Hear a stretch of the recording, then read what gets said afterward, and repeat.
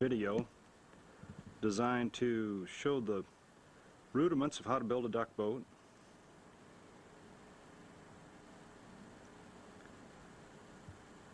This is not Bob Vila, so don't expect much for carpentry skills, but we'll try to provide the rudiments of materials and construction so that you can keep from wasting too much plywood and fiberglass by the time we're finished. Basic materials list includes, for a standard boat, a 1x6, usually 14 foot long. Then depending upon the length of the boat, cut it down to as short as 12 foot.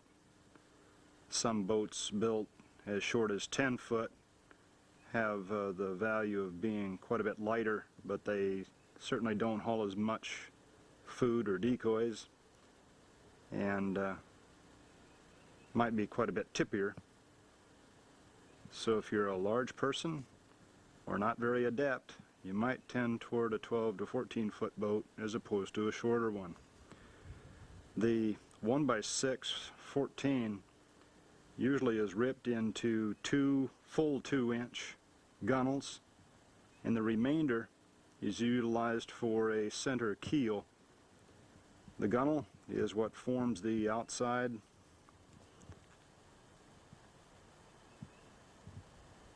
and to which is attached the 4 frames.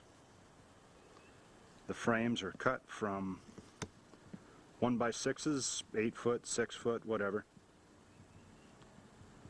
Takes a couple of those for the frames. For a square stern boat, we'll use 2 44-inch frames, one 40-inch frame, and one 38-inch frame, all cut from those 1x6s. The frames, such as this one toward the stern, this is one of the 40-inch frames, or the 2 in the middle of the boat, these being 44-inch. Frames are cut so that the roll in the bottom is the same on all for the last 8 inches or so, and then the middle portion is flat on the bottom, of course.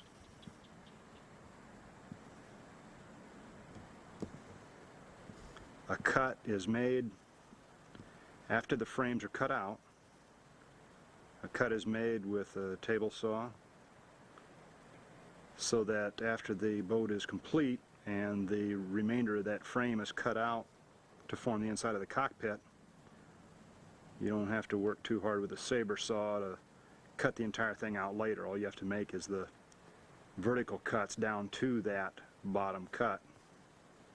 The cut in the bottom of that frame is about 1.5 inches thick, and it corresponds about to the thickness of a piece of blue styrofoam insulation, which is put on the floor of the boat, or the bottom of the boat, between the floor and the bottom, and provides support. A 1/4-inch plywood floor is all that is used, but it does require support, and we found that blue styrofoam to be about as good as there is for providing lightweight yet durable and supportive material between the floor and the bottom of the boat for the inside of the cockpit. To the material for the frames, normally a 2x4 or even a 1x6, usually less than 30 inches long, is used as the material for the stern on a square stern boat. In several ways, this boat is a little different than most standard duck boats in use so far in Missouri, in that I'm building a transom rather than a square stern boat with a back deck. The transom is about 16 inches high, about, in this case, 30 inches, 28 inches wide. With a transom, there's about a 15-degree angle for the motor later. In this case I used a piece of 3/4 inch plywood, laminated one onto the other. The inside one I cut some of the material out to reduce weight. Better material would be mahogany, I've seen used. Cypress would probably be quite good. 5/4 wood would be fine for that. In this case, 2 3/4 inch pieces of plywood were used. I then used drywall screws and some glue to put those together. It should be fairly durable after glassed and so on. In addition to the piece of wood for the stern, as I indicated in this case, a little different because I'm building a transom on the boat, normally a 2x6 or something like that, or a 2x4 or a 1x6. Any of those materials will work. Kind of depends on how deep you want the back stern of the boat. Then the nose block usually is cut out of a 2x6 or a 2x12. If you can find full 2-inch wood, that's not a bad idea. This will be take 2. Continuation of the materials list. Obviously not high-test computer graphics in this instance, but you get what you pay for. In addition to the materials outlined so far that included the gunnels, the frames, the stern and nose blocks, 1x6s, 8 foot long, usually 3 of them are used for the cockpit. We'll describe that in detail later. And continuing with our graphics, the remaining materials list includes a 1x2, 8 foot long, usually 3 or 4 of them. They're going to be used as strips for nailing the cockpit to the deck and for various other nailing surfaces, usually various parts of the deck or for other supports. 3 to 4 sheets of 1/4 inch AC plywood are required for the bottom, the deck, and the floor on the inside of the cockpit. Probably will require 6 to 8 yards of fiberglass cloth, depending on whether it's 38 inch or 60 inch cloth. Obviously 60 inch cloth will require no piecing and less material overall will be required. About a gallon of polyester resin will do. It's cheaper than epoxy resin. The finish isn't quite as attractive, but it's cheaper, so that's what I use. There'll probably be some other materials such as drywall screws and 1-inch galvanized nails, that type of thing. We'll kind of cover that as we go through it, but that's the primary materials list that'll be needed. The only real template in the entire boat is the 1x6 or 1x8, depending upon how deep the boat is you're building, that has a roll from the full 6 to 2 inches in this case, over about the last 9 inches out to where the gunnel attaches. The gunnel attaching to the squared portion of the outside of the frame. In this case, this is just the template. A 6-inch frame versus an 8-inch frame normally are used to build boats that are, in the case of the 6-inch frame, built on 2-inch gunnels. The 8-inch frame built on 4-inch gunnels.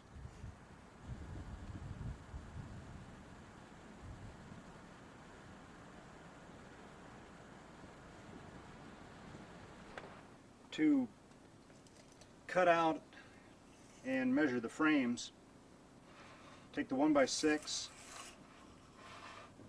measure the length of your 44-inch frames, 2 of them, for a square stern boat, a 40-inch frame for the back deck, a 38-inch frame for the nose. After the 44, 40, and 38-inch frames are cut out, then use the template to mark the roll of the bottom on either end, assuming this has already been cut out.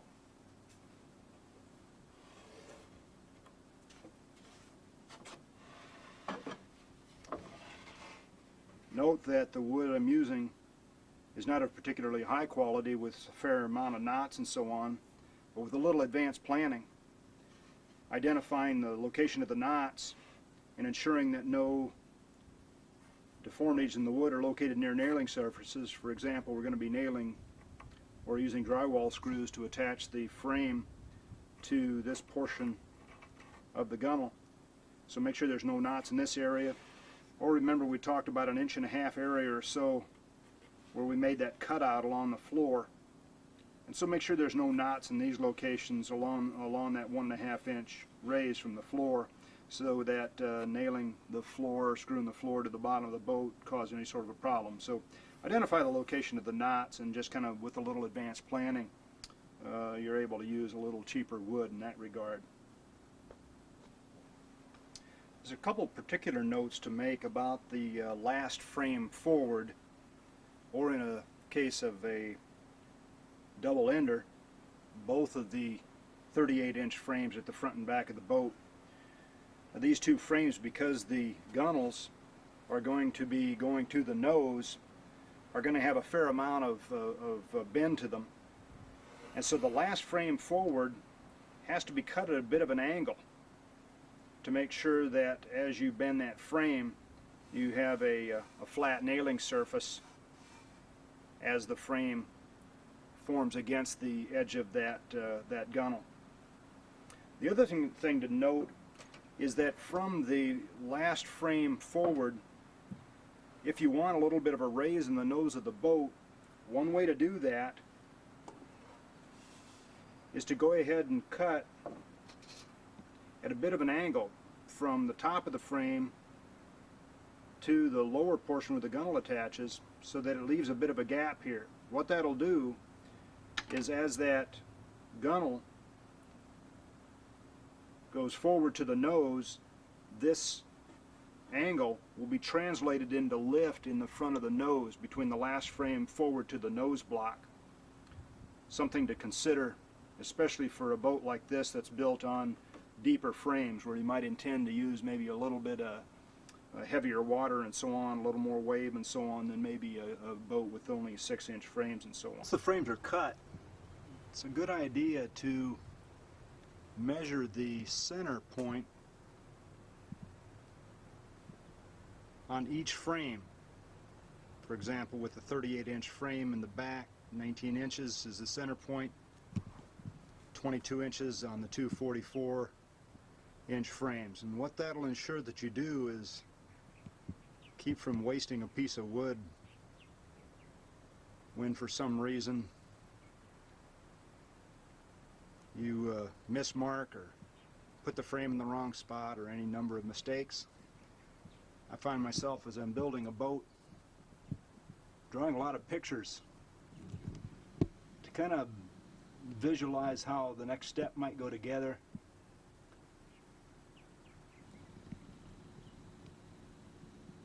It doesn't hurt just to kind of remind yourself where you're at. And the easiest way to do that is to create a bit of a diagram rather than wasting half of a 1x8. Now, as indicated, this boat is a little bit different, again because of the transom, and because we're building on 8-inch frames with full 4-inch gunnels, as opposed to 1x6 frames with 2-inch gunnels. But the process is the same, in that the gunnels are laid out and the frames are attached. I use drywall screws, 2 per frame on either side of the gunnel.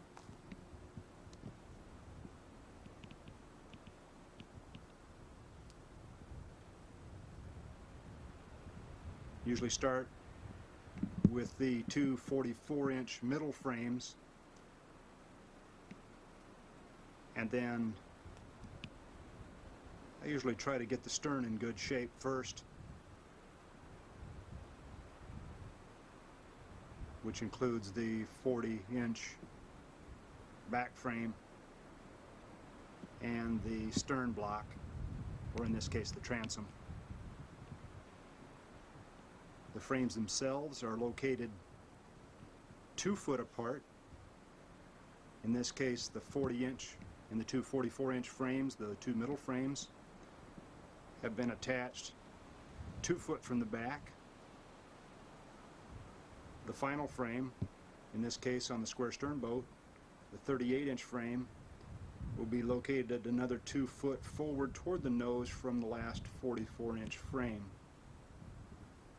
And of course that hasn't been done here yet, nor have I began to pull the nose in yet and to attach the nose block.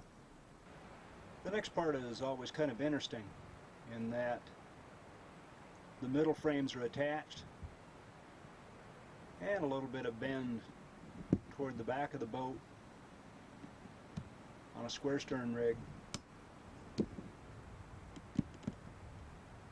Isn't too spooky because there's not much of a bend in that gunnel. But the nose, you're coming from that 40-4 to a 38-inch frame and ultimately to a pointed nose, which is a fair amount of stress to put on that wood. And so as you're bending those to the nose, there's a little bit of anxiety at this point because of the time involved in getting this far, and because of a few dollars tied up in the wood.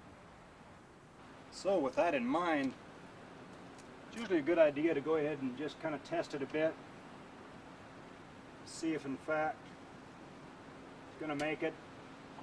And like I said, it causes a little anxiety, but it's in this case not too bad a deal.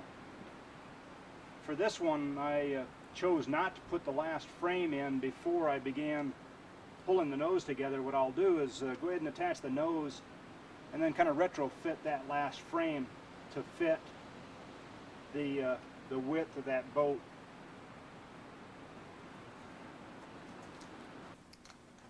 Lacking glue clamps, you can use rope, or in this case just some webbing, to pull that nose together and then just tie it off to hold it in place while you're working on it.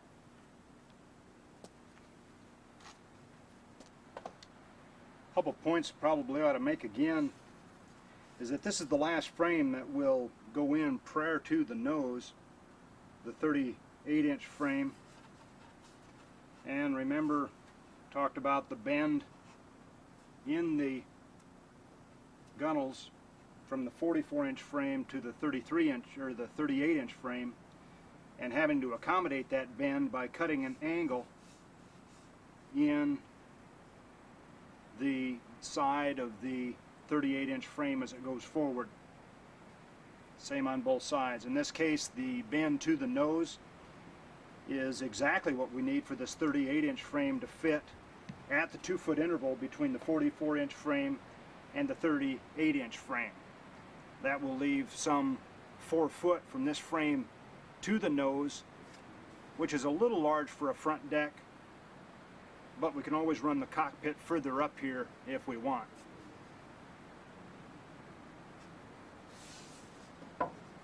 Although the nose block can be cut from a template that's planned beforehand, it's probably easier to go ahead and custom fit each one.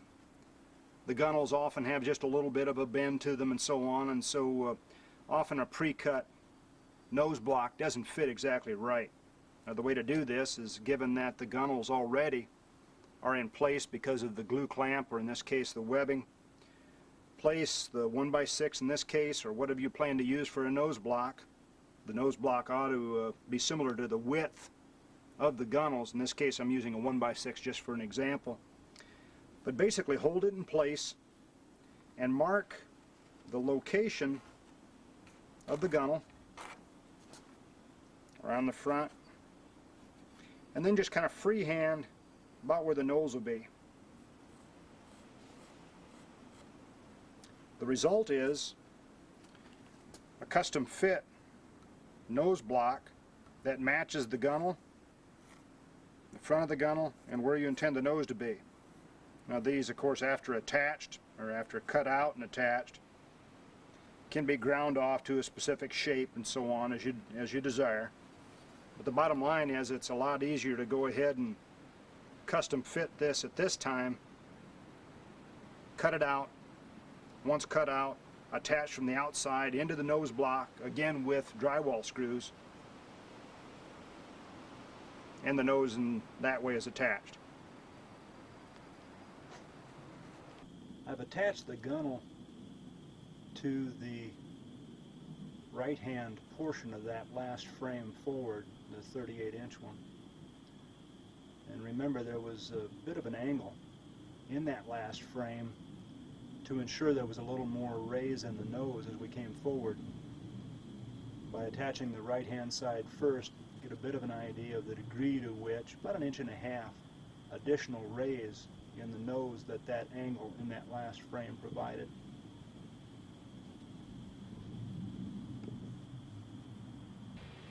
And with the last frame in place, attached to the gunnel, and with the nose block also attached, the boat is essentially framed up.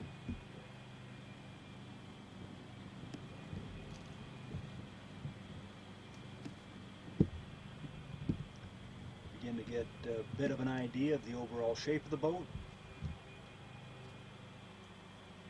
and can begin to get an idea of, once the cockpit's on and all, given the location of the transom through the nose here, what the overall lines of the boat will be, length, width.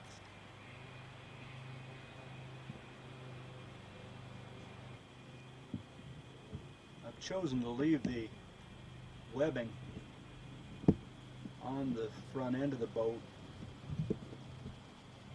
a little added protection. Again, there's quite a bit of torque on those front portions of the gunnels as the last frame, the nose block, is attached. And so I'm going to go ahead and leave that webbing on there just as a little bit of a fail-safe until I attached part of the bottom and the cockpit and so on. At this point it's time to start figuring out the cockpit. I'm not sure yet how long I'm going to make it. I have 10-foot 1x6s that form the sides of the cockpit. Obviously can't be 10 foot long, seeing as how it intersects the gunnels at the nose end here, so we're probably looking at about 9 foot. If it's a straight cockpit, it'll be 26 inches on the inside diameter. I'm tempted to put a bend to the cockpit, which makes cutting the deck and everything else kind of a pain, but it does make for a little more elegant looking boat. The lines are kind of neat because they generally follow the gunnels a little bit more, provides a little more cockpit space, so perhaps we'll give that a try. Attachment of the cockpit to the top of the frames requires a nailing strip. I use a 1x2 when I want a fair amount of slope to the deck, and a 1x1 when I want less slope to the deck. In this case, a 1x2 is consistent with the 1x4 inch gunnels. I've decided to go ahead and see if I can put a bit of a curve to the cockpit.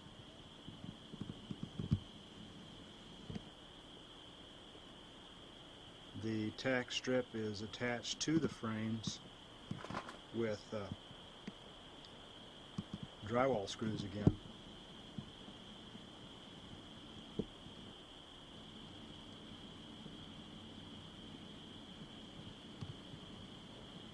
If the cockpit's to be straight, Of course, it makes everything easier, not having to cut curved portions for the deck and so on. And those nailing strips then would be straight rather than curved, of course. Well, I finished the cockpit. I don't recommend putting a curve in one often. It does provide an extra variable. Often leads to a couple mistakes and a little bit of wasted 1x6. But it does provide a little more of an elegant line to the boat.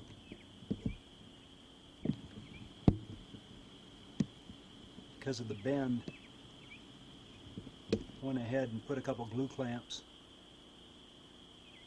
after I attached the cockpit to the 1x2s. The 1x2 not only serves as the anchor for the cockpit, but it'll also be the nailing surface for the deck as it slopes down to the gunnels. Use drywall screws from the cockpit into the 1x2, and you can just break those off with a plier. Saves reaching up under there for a donut and cutting your fingers.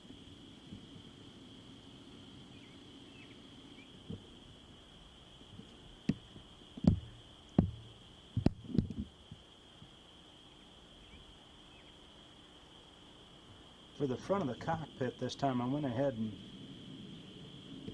cut the angle right into the last board on the cockpit, the front end of it, angling it down to the deck, which will essentially be the angle from the 1x2 to the gunnel. I'll put a dummy nailing surface along the front of the cockpit yet, as we begin to provide the nailing surfaces and the framework for the deck itself.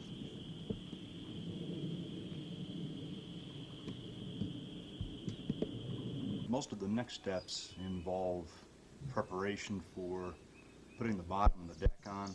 It involves nailing surfaces. I also included a center keel notched into the frames. Often that keel will extend all the way to the nose. I haven't in this instance. I think I'll probably put an additional dummy frame toward the front end to act as an additional nailing surface in this instance. Also to offer some additional support toward the front end of the boat. We'll proceed with a few dummy frames along the existing frames to again provide some additional surfaces for the plywood that will form the bottom. We'll do something similar on the deck. The dummy frames really involve just portions of frames cut out corresponding to the curve of the bottom of the frame in this case, providing double the nailing surface that was there before, but minimal weight because the narrow portion of the frame is all that's used. The flat portion on the bottom corresponds to the flat cutout that we made on the frame before, so that the floor can fit on the bottom of the boat, of course.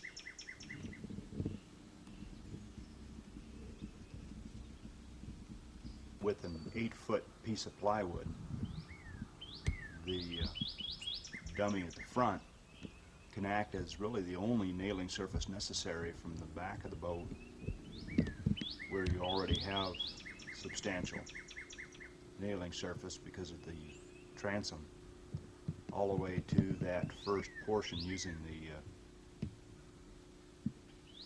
straight edge of the piece of plywood to conform to this last frame at 8 foot, and then the dummy being the portion that will be nailed from there forward to finish the nose of the bottom of the boat.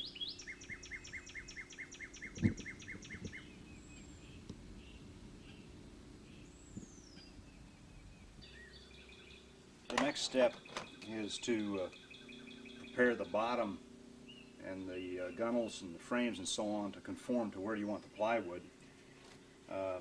The slope coming off the frames on the bottom has to correspond to the slope on the gunnels all the way forward. Of course, less so as you move toward the nose, but it has to conform all the way around. Now, the best way I've found to do it is with a grinder.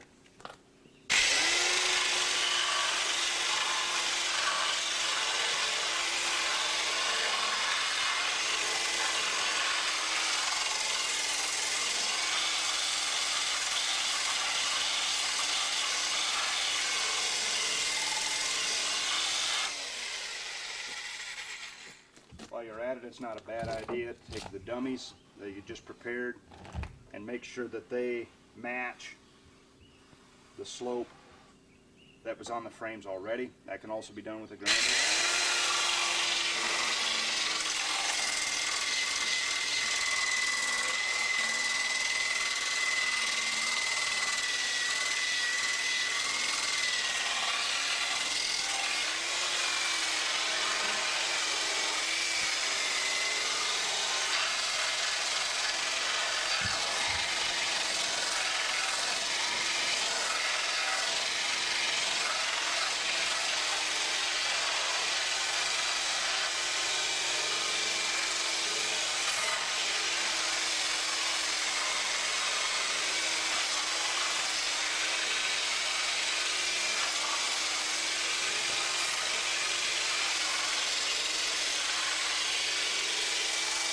Not a bad idea to go ahead and round the edges around the gunnels and the transom as well as the nose.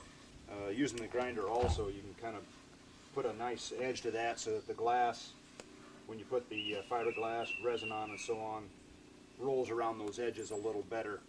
It doesn't work very well around square corners.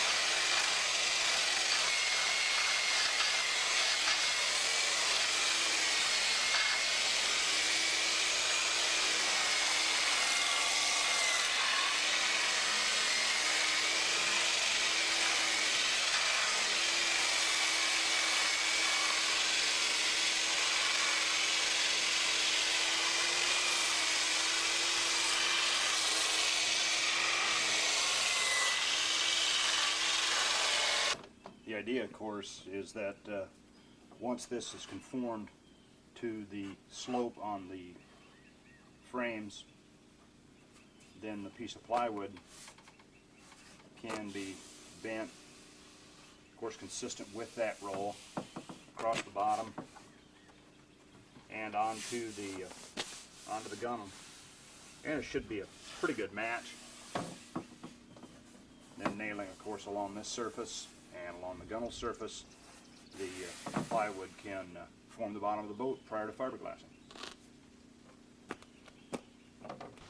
And I've added a dummy frame halfway forward from the last frame to the nose as an additional support surface. Ground down the nose so that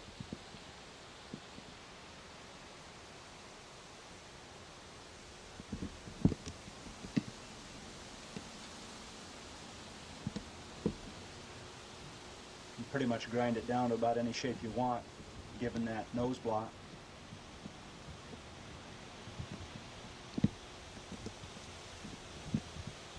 A 1x2 laid from the last frame to the nose shows about where the dummy frame should be located, so that the bottom, as we put it on, will be flush against the frames all the way to the nose block. the bottom on, starting with a sheet of plywood, good side out, AC 1/4 inch, generally preferred. To keep things square, went ahead and marked the center line on the last frame. Went ahead and, using either inch galvanized nails or in this case drywall screws, go ahead and just secure each end of that square piece of plywood so that it's lined up quite well with the frames. The idea is to make sure that the square surfaces of the plywood line up with the original frame, and then the dummy that we put in for the nailing surface that will be used for the nose of the boat, the last 4 foot, versus the 8 foot toward the stern. To aid in putting the bottom on, it's a good idea to go ahead and, with a chalk line or a straight edge, mark the location of the frames. As the plywood then is bent over the frames, it provides a guide to secure nailing surfaces. That being done on each of the 4 other locations all the way back to the transom.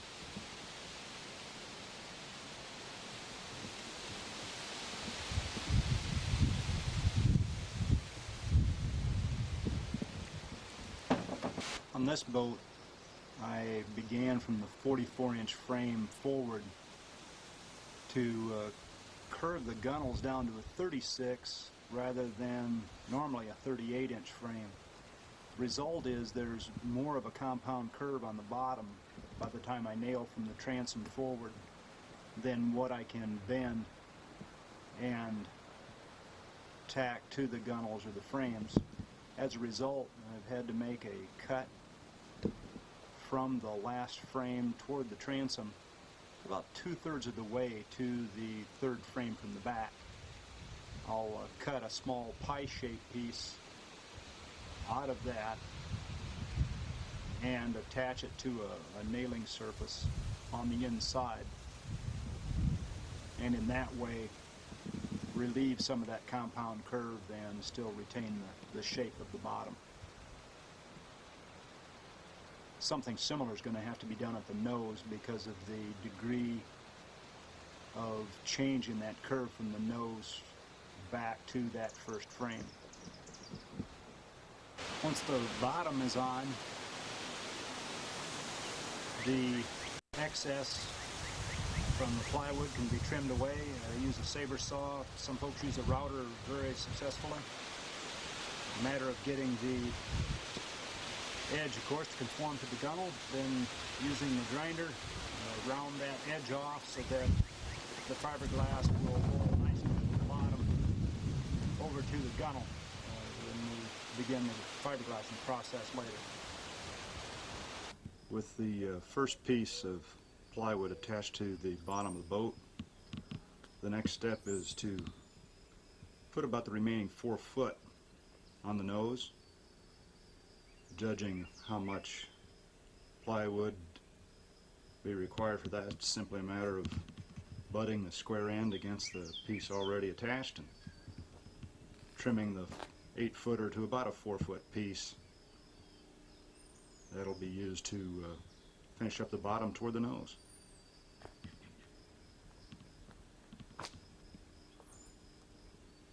After roughly cut to shape, make sure you leave enough room around the outside of the piece of plywood so that when it's rolled on the frames that it doesn't come up too short. After I lay it on there, I'd like to put a nail at the base with the plywood flush to the bottom portion that we already put on to kind of keep it square. Then a couple of glue clamps or C-clamps to hold it flush with the gunnel.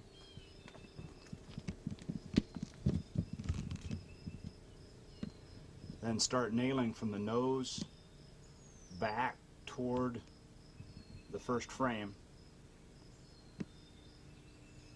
Then by the time the plywood is attached to the gunnel all the way back to this first frame, there'll be a wedge because of the compound curve at the bottom that's in excess. It's going to have to be trimmed off before the base of that piece of plywood is attached to the last frame. This side of the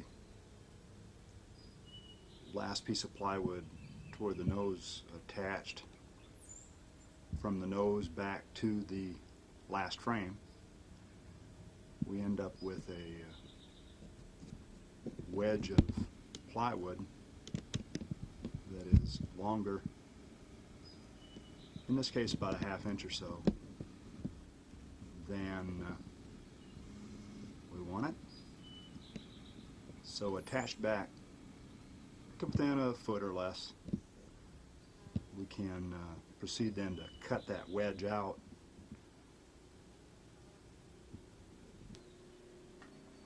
It's just a matter of sighting down from where the base of the plywood that's already attached is to where the plywood finally joins, where the two ends of the plywood butt together. Sighting down that from this base here, you can kind of see where that wedge needs to be cut out. So sighting along there, just go ahead and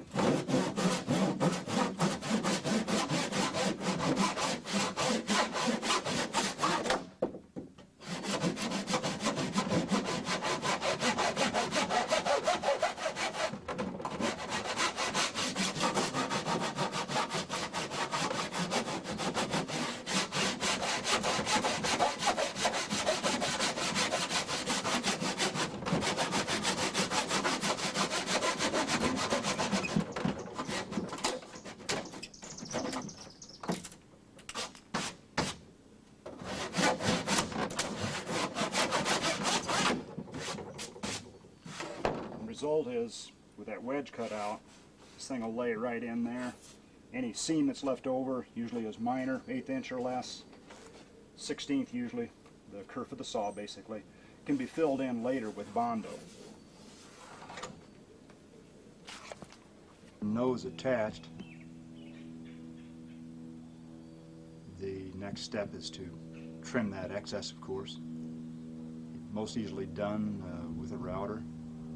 You can also use a saber saw and then a circular sander or whatever to round the edges so that the bottom is ready for fiberglass. At this point, we've rounded the edges all the way around. It's essentially ready to glass, but at this point it's a good idea to go ahead and sign your name, maybe date it. Some folks even remark their boat to give it a bit of a personal touch. In this way it does act by signing it and so on as a bit of an anti-theft deterrent perhaps. Even when the boat is glassed, the surface will be clear, your name will be evident yet, and serves, as I said, as kind of an anti-theft device.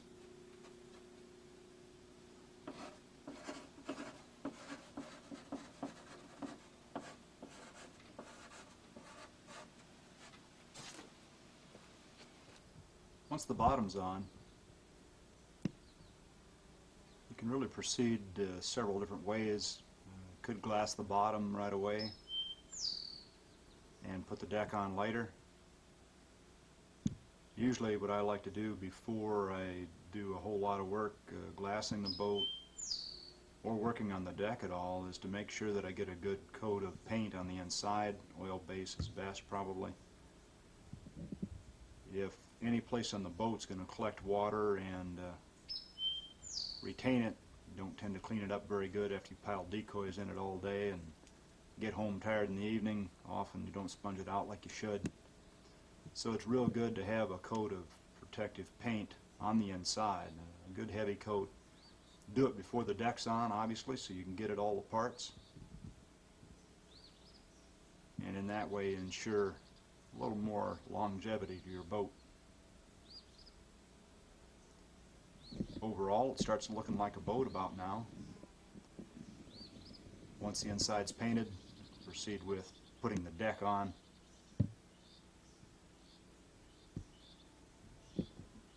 Painting the inside of the boat, probably a good idea not to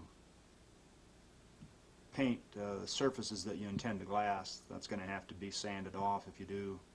You want to make sure that the surfaces that are to be fiberglassed later are pretty much bare wood to make sure the glass sticks and sets up well. Well, the voids that remain in the bottom of the boat, any of the nail heads, or in this case drywall screw heads that maybe have sunk in a little far and so on, all this needs to be patched with Bondo, polyester body filler, to make sure that you don't have areas that attract moisture and so on. So it's a fairly straightforward process. Just mix the Bondo, this is sanded later, but just fill in those voids.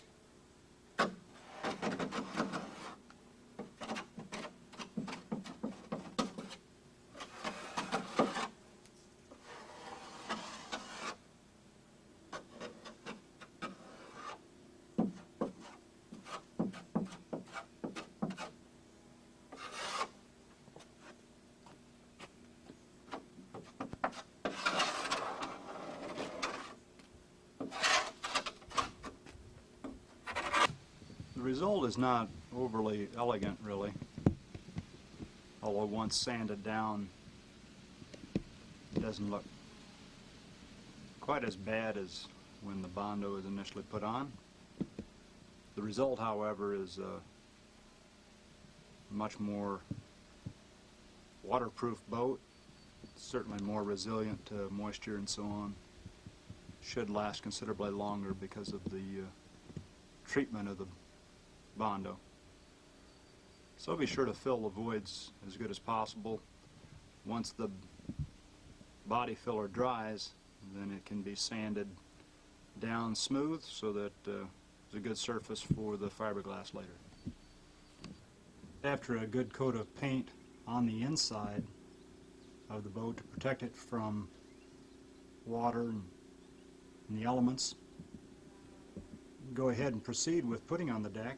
And in order to do that, of course, like the bottom, you have to bevel the edges. That includes the nailing strip, of course, along the gunnel, along the cockpit, and the gunnel as well. Notice we haven't painted many of the surfaces that we intend to glass ultimately. Those will be painted, of course, after the boat is fiberglassed.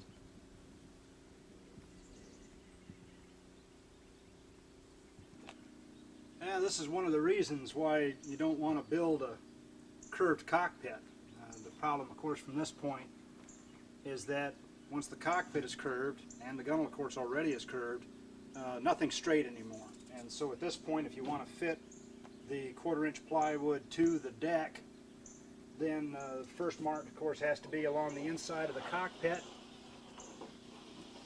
marking the location or the curve of the cockpit on the plywood, of course. That's cut out, then that's set up against the cockpit, and then the location of the gunnel is marked on the plywood as well. That cut out, and then the piece fits fairly well. Any seams, of course, can be fixed with Bondo after that. Once the board is cut for the deck, have to also cut some sloped nailing surfaces for the area between the gunnel and the cockpit. The way we do that is take a 1x2, which is the same material we used for this tack surface here, and mark its length, then cut at 45-degree angle, which gives us two similar shaped pieces, which then can be used for the areas at each location where the frame extends, of course, to the gunnel and ends up being the area of support for the piece of the deck that we already cut earlier, and then that forms the nailing surface and the support for that area of the deck.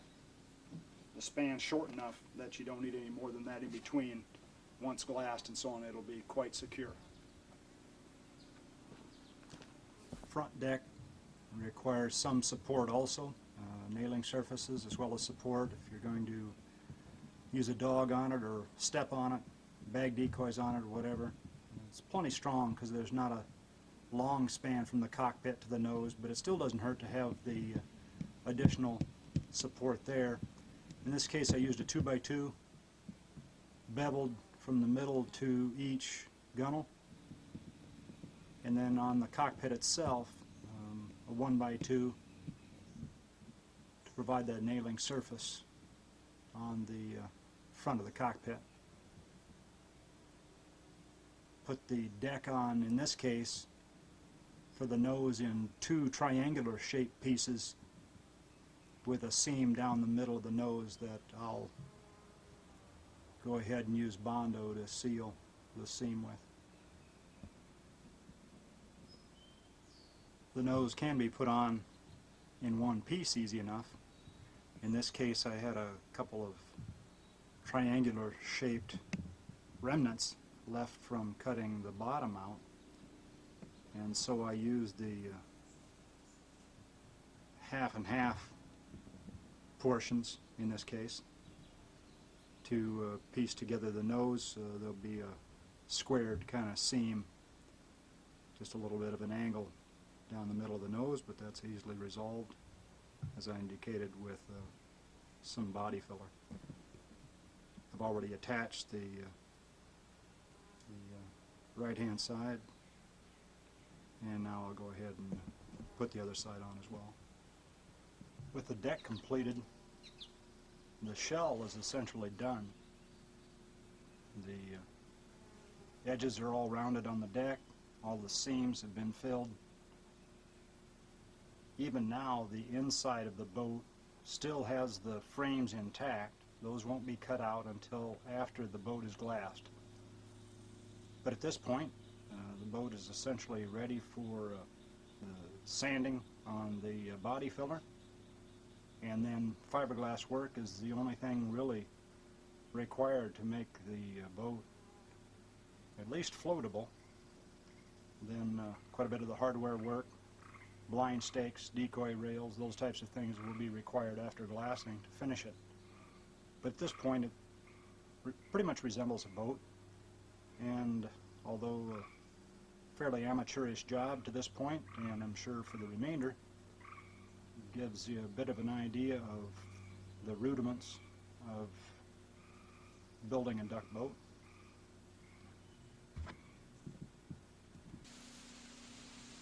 It's time to glass the boat, starting with the bottom first. The key to glassing the boat is the preparation.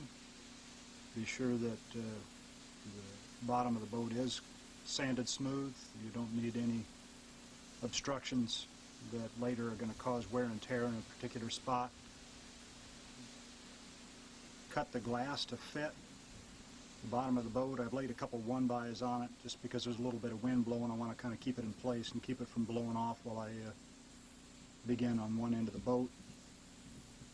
In addition to cutting the glass to fit, be sure that you have a pair of scissors, small brush, disposable is probably best, and a plastic spreader, which I use to put the resin on the fiberglass. We've used paint rollers in the past and brushes and so on, and found that for economy of resin and ease of application, that spreader works about as good as anything. Mix up about a quart or so of resin. Be sure not to do it on too hot a day, too cool a day with too much humidity. The heat will turn the resin too quickly, and cool temperature and so on, it won't set up very well at all. So we picked a day here that's about 70 degrees. If you have any question about the rate at which it's going to set up, you probably should avoid the sun. In this case, it's not too warm out, so go ahead and glass it in the sunshine. The sun really does help the resin set up, however, so it's a pretty good idea to go ahead and get a pretty fair day with relatively dry conditions, low humidity, moderate temperatures. You'll need the scissors for the corners. When glassing onto a corner and so on, you'll have to make a cut right at that edge as you glass down this part here, and this will be folded over and glassed around this point here. So if you're able to cut that vertical cut, be able to overlap the glass in that particular location.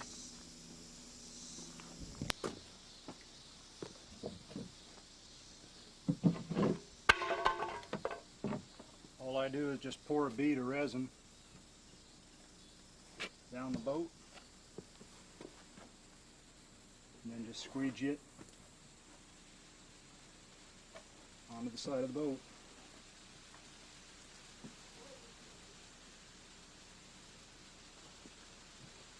And just gradually work your way along those areas.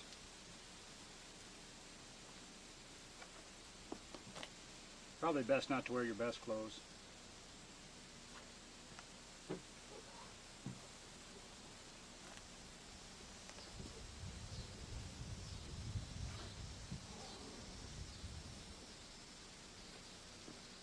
The strength primarily comes from the glass, not the resins. Don't worry about doing any better than just soaking up the cloth nicely.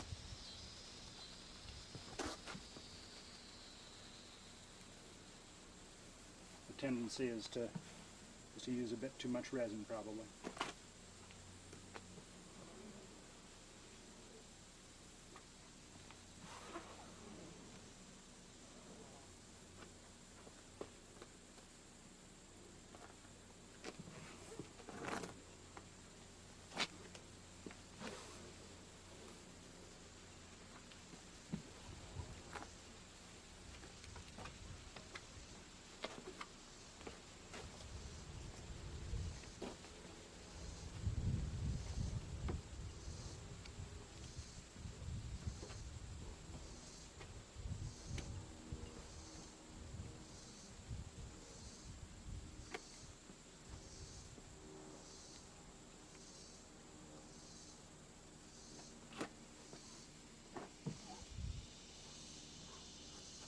Kind of keep an eye on whether or not there's any bubbles forming. Those can be taken care of later, but it's sure a lot easier to go ahead and notice them now as you're glassing the boat.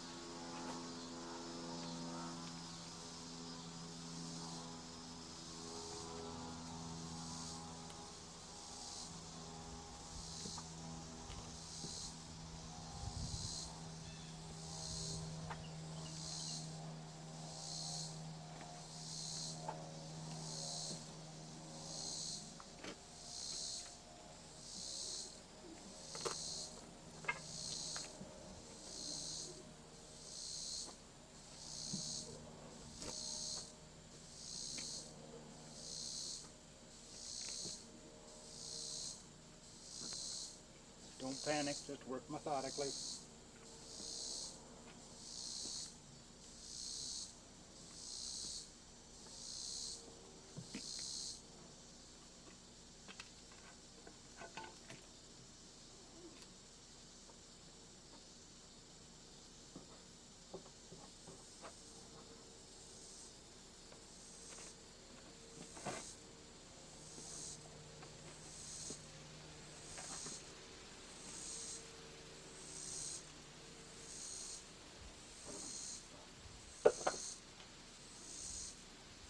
This is that corner where I made that cut, glass over one way, and then work the glass over it from the other.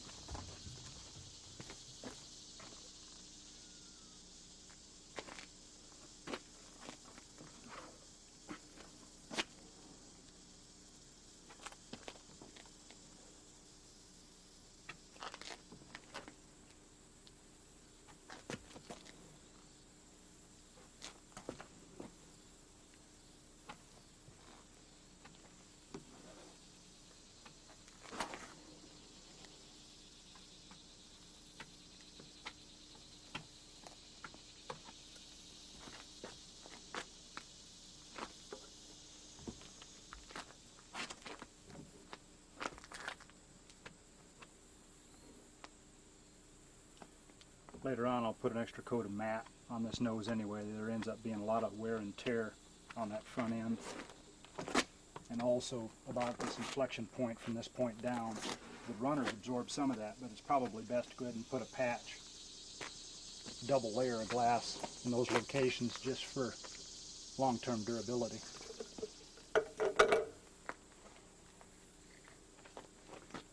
This nose is another point where you'll have to make a small cut so that the glass will fit around that corner.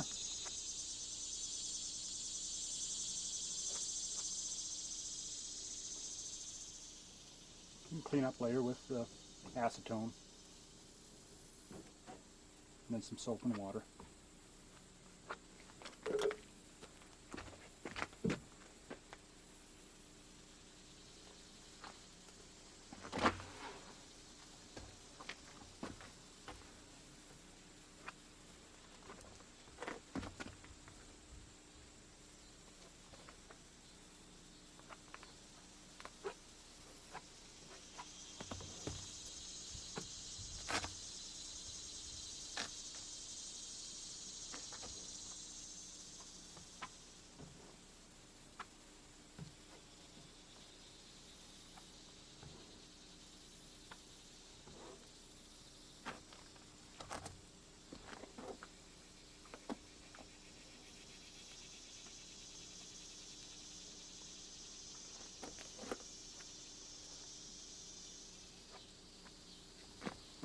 And then while you've got a little bit of resin left, it's good to go ahead and check around, just make sure you've filled all of the spots.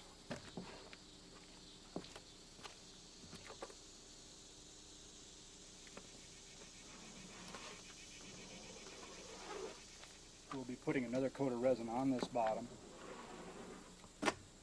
so it's not critical to have everything exactly perfect, but it's really pretty important to go ahead and have the majority of that cloth soaked up at this point.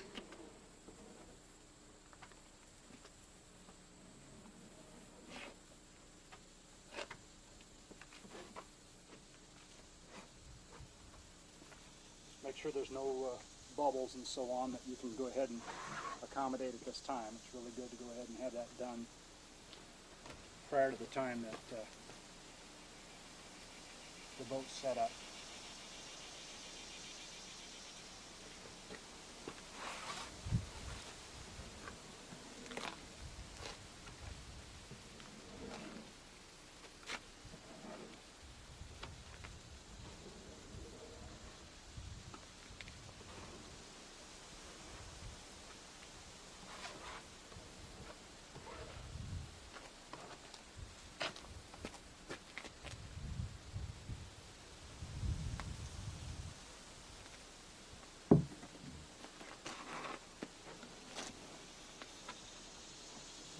And it looks like we guessed about right.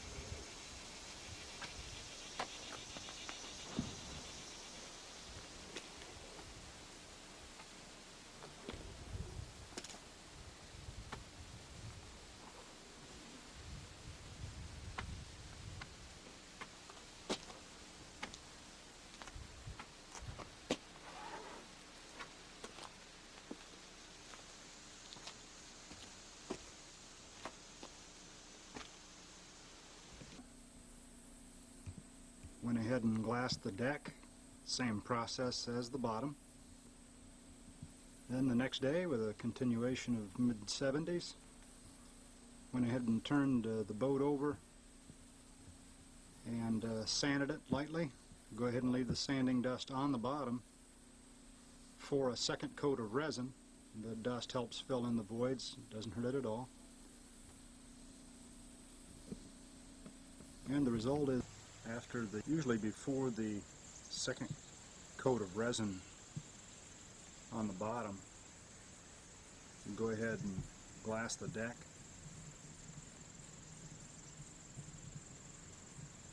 Often this is a good spot to go ahead and use some pieces that were cutouts from the bottom. for like the front deck and along the gunnels, along the cockpit. A single coat of resin on the deck is sufficient. It's important to glass from the deck about halfway up the cockpit. That'll ensure water doesn't seep down between the seam, even though you use Bondo and so on earlier.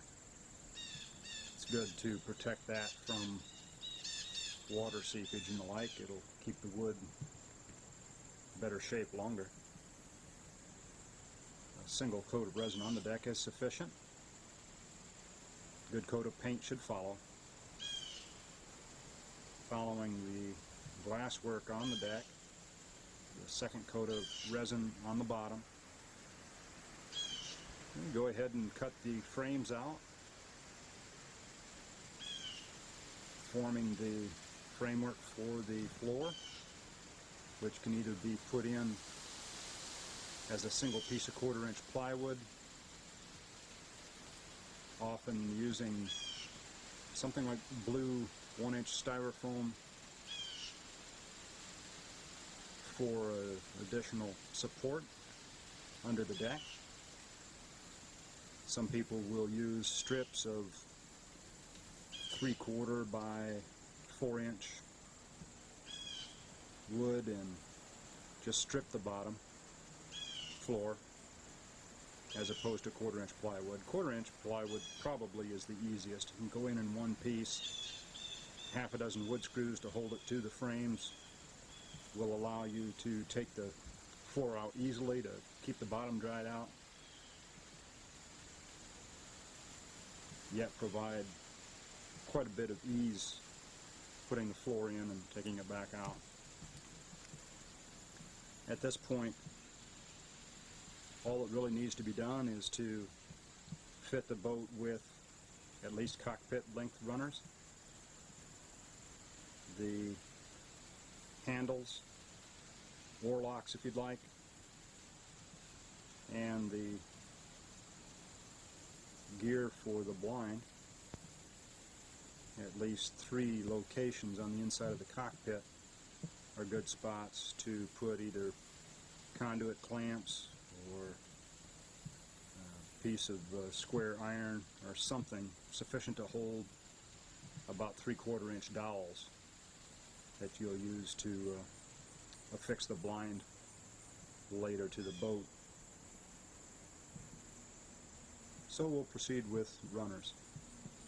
The runners on the bottom of the boat involve 2 1x1 pieces of oak. They'll end up being about a foot to 16 inches apart. In this case, about 14. Depends on the flatness of the bottom. They're usually going to run about a foot to 13, 14 inches. The best way to keep them square is a 1x2 block with the center point of the block as well as the center line of the boat marked. Equidistant, in this case 7 inches on a side, to the runners will ensure that the runners are straight and equidistant from the center line of the boat all the way from the back to the front. 2-inch flat top bolts. The flathead bolts should be countersunk into the 1x1 oak.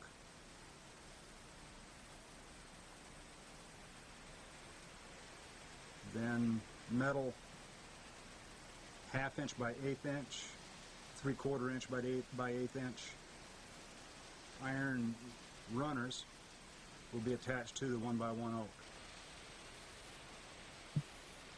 The runners go at least to the last frame on the inside of the boat. The tips are graduated from the full 1x1 down to a point, and that will ensure that with the steel on the runners that you don't inadvertently tear off a runner by hitting something abruptly. So you graduate those front of the runners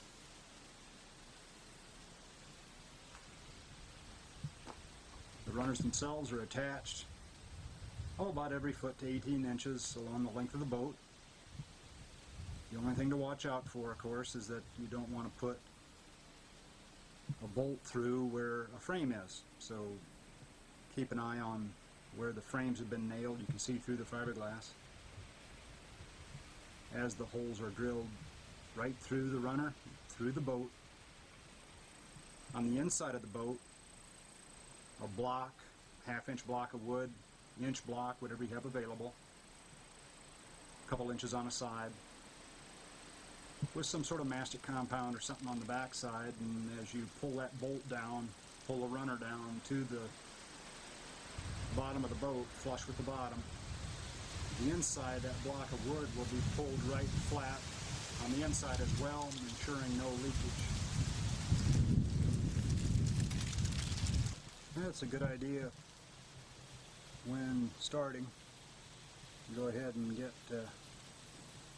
one of the bolts sunk and countersunk on each runner. Inside of the boat, on the inside of the boat, the blocks of wood necessary to pull that runner tight with the bolt through the boat, plus the bedding compound used to seal the hole. A little bit might allow seepage. With the runner drawn tight to the bottom of the boat and the bedding compound and a hole through the boat that's essentially the same size as the bolt itself, there really shouldn't be much for seepage anyway. Note that the block of wood, the holes that were drilled through the runner, are well away from the frames. Just makes access and attachment that much easier. With the runners on, the bottom of the boat is complete. The only thing that remains are the handles, rigging for the blind and decoy rails, good coat of paint, and it'll be ready to float. The steel on the runners, again 3/4 by 1/8 inch. The steel is countersunk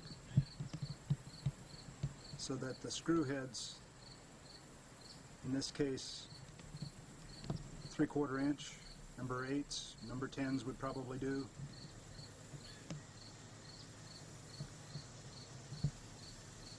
Screws are flush so that on top of the ice, with an ice point,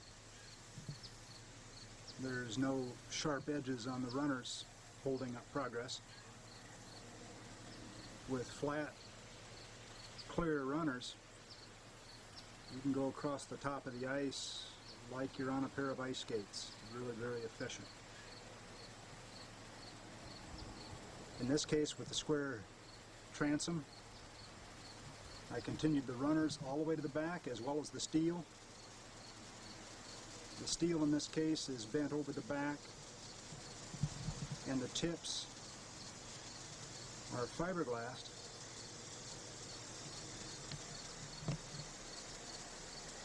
And screwed into the transom as well before the fiberglass, to keep them from hooking on something, inadvertently bending or tearing the steel off of the runners.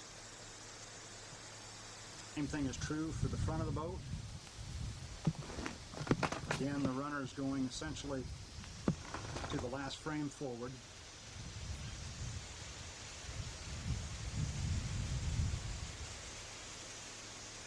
At the tip of the runners, the steel is bent double. Once at the inflection point where the runner is sloped, and again at the tip of the runner so that it flattens out against the deck. Here again, mat is used to glass the runner tips. In this case, even more important than the back, because this is the location where runner tips could very easily be caught on a piece of vegetation or other obstruction. and bent back, or otherwise without the steel on the runners themselves could be caught against something and broken off very easily. So the runners, 1x1 oak again, and the steel 3/4 by 1/8 inch. Both are very important for protecting the bottom and for ensuring work on top of the ice, long-term durability of the boat. While you're glassing the tips of the runners, it doesn't hurt to go ahead and put an additional layer of mat on the nose of the boat.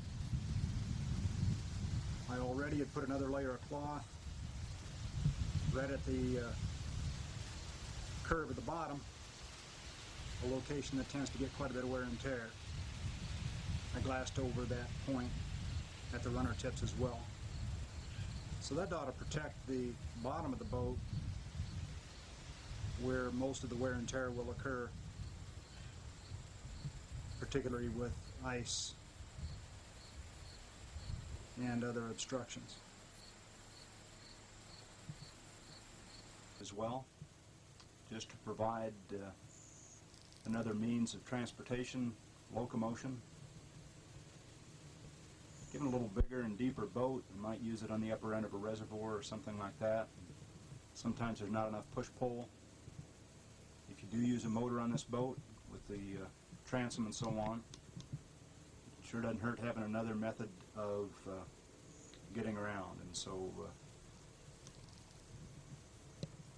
the oarlocks are comprised of a floor flange and a piece of threaded pipe, using some leftover strap iron from the runners. A piece about 18 inches long or so is welded onto the threaded pipe. The block of wood is necessary underneath the deck as support as you bolt the floor flange through the deck of the boat. The strap iron is bent to the deck, holes drilled in it allow for an additional means of support so that the oarlock assembly itself is really quite stable. I've located the oarlock about 1/3 of the way or so from the back of the boat,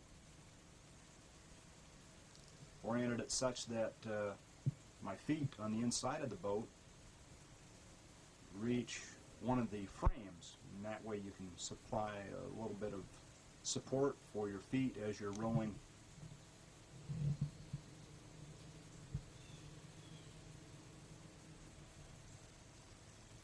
And attached to the boat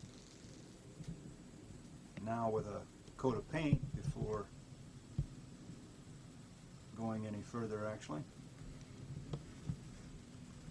Attached to the boat, the oarlock provides another form of locomotion, and actually not a bad handle on the side either.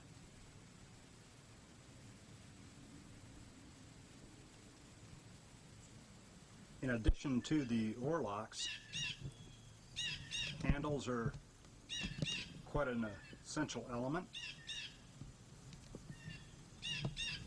In the event that I use a motor on this boat, I've put a piece of sheet metal on the transom as well. Then to support the base of the blind around the boat, and for decoys, these decoy rails can double as handles as well, but their most useful purpose is for stacking decoys outside the boat when picking them up, or for supporting the blind. Using 1x2, 1x3 oak, just kind of cut out in scallops.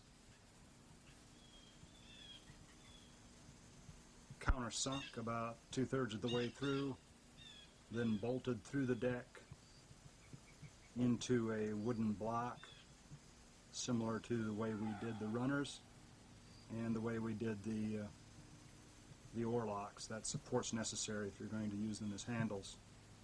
If you're simply going to use them for decoy rails or for support for the blind, the blocks are not necessary.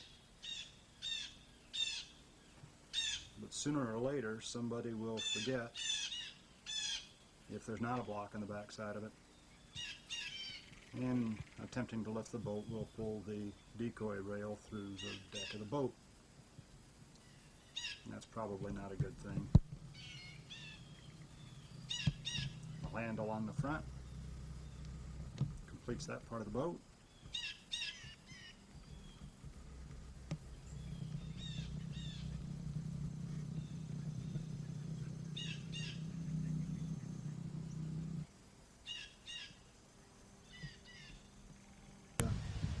Decoy rails and on the oar locks. In this instance, I constructed a strip floor. I had some leftover materials, 3/4 inch by 4 inch strips that I went ahead and, rather than a plywood floor, just stripped it instead. Kind of an elegant look. Painted. The only thing really left was the gear for the blind material.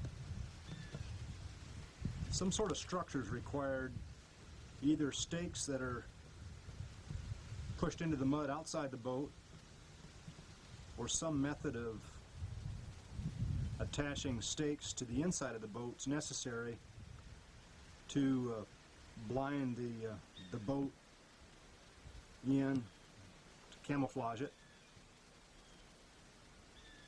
In this case, I used square tubing, 3 holes in each. Includes one near the top, one in the middle. Both of those go through the tubing on one side with the screw flush on the back side of it. The bottom, once the dowel rods are put in the square conduit, a rope, in this case kind of light, I'd recommend dyeing it. But for example here, I went ahead and just used this light rope. The contrast kind of shows how the clove hitches are attached at the top. The advantage of this is that the rope, depending upon the vegetation you're in and the height of your blind and so on, can be shifted, slid up and down that dowel rod, varying the height of the blind, often from the back of the boat to the front. You might vary the height depending upon visibility, height of the blind, height of the vegetation surrounding, and so on. We've always found that prairie cordgrass, commonly called ripgut in Missouri, spartina, is pretty good camouflage. Holds up pretty good throughout the year. We bundle it with hog rings and weave it through net. Then once rolled up, it can be stowed easily in the boat. Rolled down the side of the boat, provides very effective blind camouflage material. As I indicated, sliding the rope down the stake a ways can provide for a little more cant to the blind at one end or the other. The decoy rails that we placed on the boat, and once both sides of the blind are put on the boat and it's canted over from either side, the result is pretty much an interlacing blind over top of the boat, hiding your coffee and donuts and hunter and gun, all your equipment. Allows you to lay back in the boat and watch birds work as you're calling.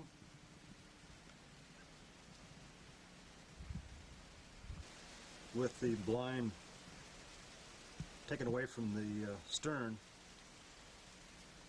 get an idea of the effect of the overlapping ends of the blind and the effectiveness of this netting and cordgrass blind.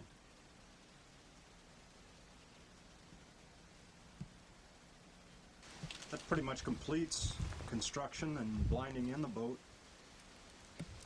There are many, many variations. Double enders, boats with a back deck, various lengths and widths.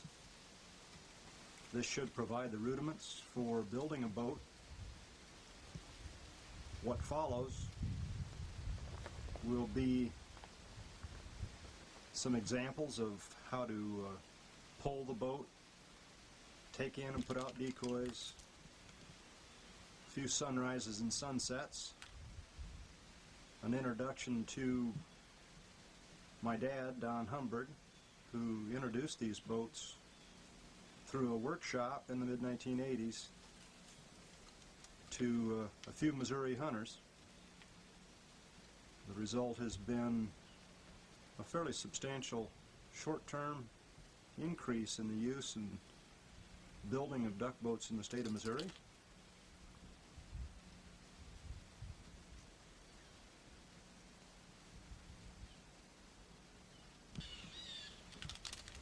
It's important to remember that although these boats are effective and hunters can be very successful out of them, there's a whole lot more to waterfowl hunting than shooting ducks in the face. The examples of sunrises and company that's with you, birds working, and all are reflections of a hunting style and tradition that go well beyond taking birds home and putting them in the freezer.